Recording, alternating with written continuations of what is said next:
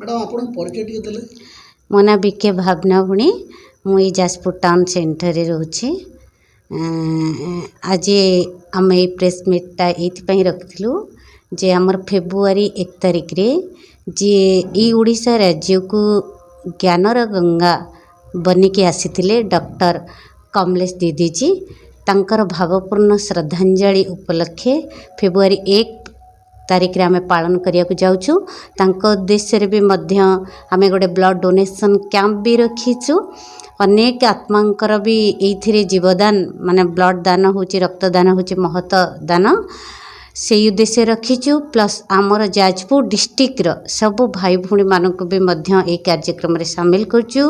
जे आमर चीफ अछंती दीदी सुलोचना जी सी भी मध्य आम गहल रे कटक रु आसिक पहुँचुंट।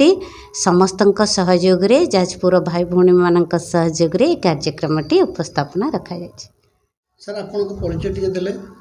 मो ना हूँ बीके ऋषिकेश मु जाजपुर सेंटर ब्रह्मा कुमारी सेंटर माने दैनिक विद्यार्थी।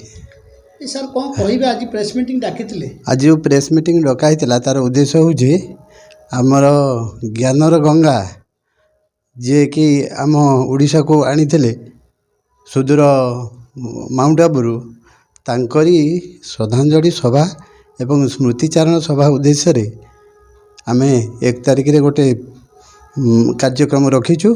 सेइतपाई एवं ब्लड डोनेशन कैंप मध्य ता सहित रखीचु एवं समस्त को केमिति ईश्वरीय ज्ञान एवं सहज राजयोग जो शिक्षा दि जाउची अनुष्ठान माध्यम रे तार प्रचार प्रसार एवं आमर बड़ दीदींकर जो स्मृतिचारण सभा से दिन अनुष्ठित करा जिवो।